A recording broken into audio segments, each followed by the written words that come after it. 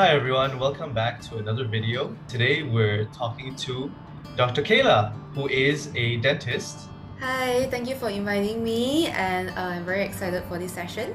as we all are, of course. So we're gonna ask you a few questions about your profession. At the end, we have something special. All right, sure. Looking forward to Right. that. All right. So first things first. In your years of being a dentist, I think this is quite a serious question, right? Right off the bat. But what Yeah. are some misconceptions about you that people have had because of your gender in your profession? I think the most common misconception that a lot of people have is that female dentists, they are not very good with extractions or like surgeries. People associate like those kind of work has to be done by a man who has more Mhm. strength, and people will tend to doubt your skills as well if you are a female, especially if you're a young female. So I don't blame them. I mean, like I understand the image of like a young is probably equivalent to like inexperience. But of course, I believe that through our work and through our communication skills, we can actually turn it around. And it's really amazing when you are able to do that because people, when their concept are being changed by you, it means that you are kind of changing influential in a way, and if they are impressed by you, they will definitely introduce more people to you, and that is how we sort of like change the image and how to say revamp the image Right. of a young female dentist. So yeah. What changes would you like to see in your lifetime in your industry? A lot of people think dentist is someone who is really, really distant, and you can come in, you settle your teeth, you go out, that's all. So the thing that I wanted to change really is to change how people see dentists. We are not just people who carry out treatments, we are humans who want to build a relationship with you, and I think that is what dentistry should be. It shouldn't be just dental treatments. It should be like a combination of human interaction. Right, but obviously, as we can see, that's not the case. Right, so based on my research, you're very outspoken online about women's rights specifically. So I just want to ask you, what does being a strong woman mean to you? I think being a strong woman really is being independent. So a lot of people will have that sort of misconception that feminist means that women should be treated better than men. I don't think it should be that way. I think being a feminist or feminism actually means that women and men, we all have the equal rights. We have the equal sort of treatment that we receive from the public, and we have the sort of the equal level of societal expectations. For example, I think something that really sucks for men is that you are expected to keep your emotions within yourself, and if you show it, it is a sign of weakness. And whereas to women, she is seen as expressive, and I don't think that's really fair because all of us has emotion, and all of us has the urge or the need to convey that emotion and share it with the people around us to have a better support. And in an equal way, when women want to do something, when they wanted to achieve more in life, in their career, they are seen as someone who is too aggressive. I think that's the word for it. So I think that's not really fair as well, because if a man can do that sort of thing, why can't a woman? And this is not about women being more powerful than men. It's actually just being on the equal status. So I think being a strong woman really is being independent. This is from a female point of view. Right. It's a great outlook on that. Thank you. Um, but on the note of the kind of and self-growth, self-expansion, if there was a chance for you to do things differently than how you have done them, what would you say to your younger self? If I were to, give myself a piece of advice, my younger self, I would say, take challenges that makes you scared. I think that would be a very good advice. Yeah. To get out of your comfort zone and get out there, right? Exactly. What doctors do you know of who have become social media influencers while doing what they do? I think I'll give you a few examples of the doctors who inspired me. There's this doctor called Dr. Mike on YouTube. I really love his content. He's from the States, and the way that he share his knowledge, and he's really like down to earth. I really love his content. He actually go out onto the street and talk to people, and I actually follow. I did like a dental street interview as well, which I think is a really interesting concept. that, and not much people are doing that. And I also enjoy Dr. Amalina's content as well. I think she's a really strong-minded woman who is not afraid to share her thoughts and convey the kind of right message out there. These two doctors are the ones that inspire me, and I wish that I can make more content like them in the future. Wow. Yeah, that's fantastic. It's always good to have inspirations and draw from. Yes, exactly. You from need to have someone experiences. to inspire you, to Hmm. let you know that you can actually achieve more. Right. So about the myths of the dental world, do you have any off the top of your head that you can debunk for us? I think a lot of people think that brushing their teeth right after meal is good for their teeth. Yeah, so you should actually wait for like 30 minutes before you brush your teeth to let your saliva neutralize, because as we eat, the bacteria in our mouth will actually break down the food, and as they do that, they release acidic substances, and that will expose our mouth in an acidic condition. And if you brush during that time, you actually wear off the surface of your teeth even more.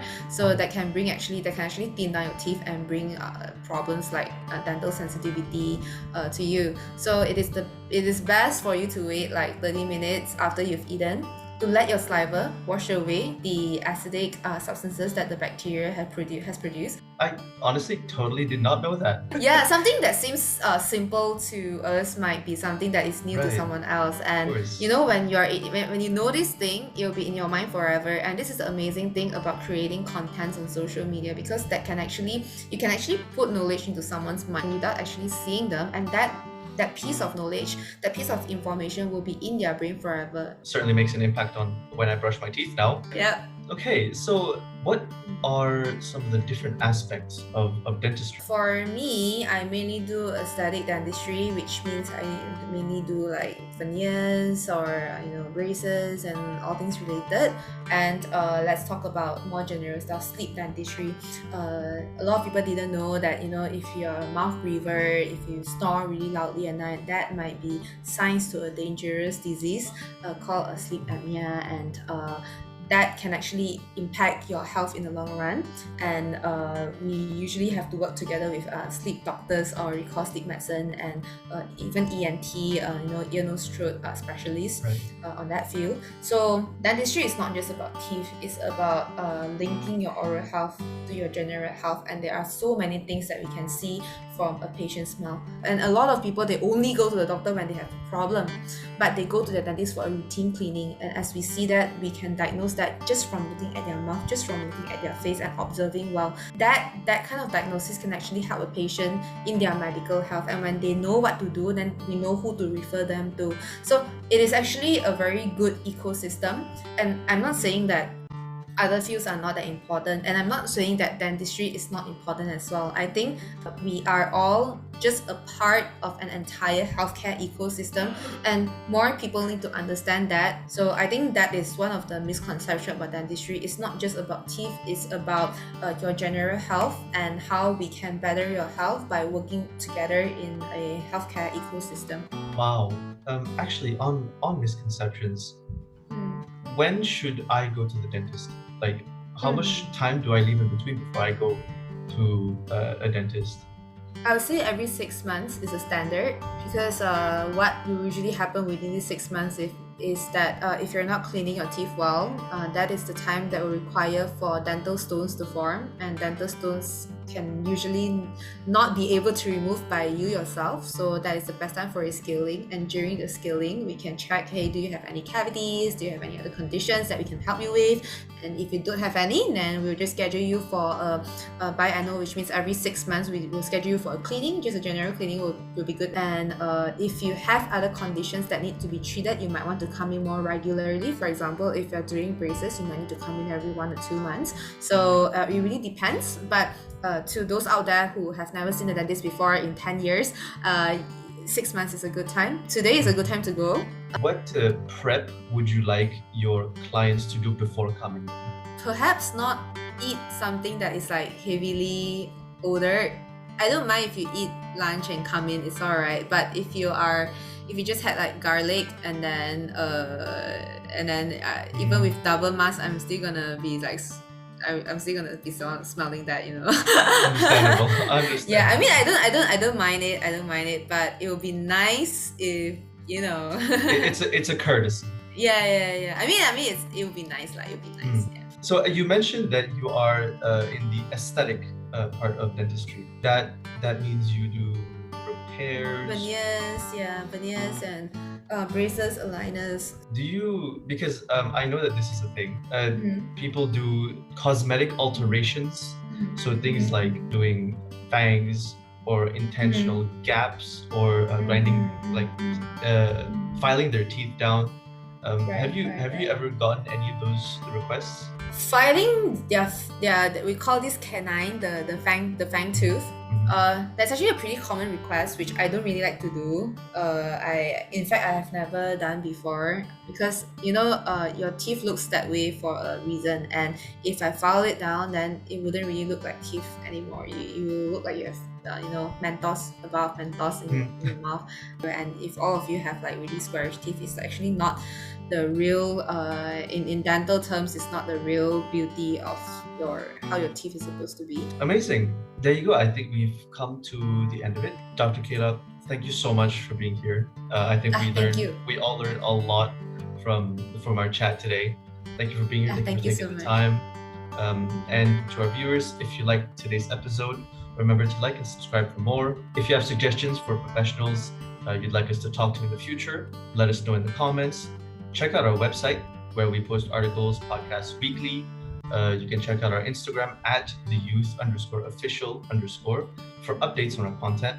See you next time around. And Dr. Kayla, what are your socials? Instagram perhaps? Dr. Kayla Teh is DrKaylaTeh.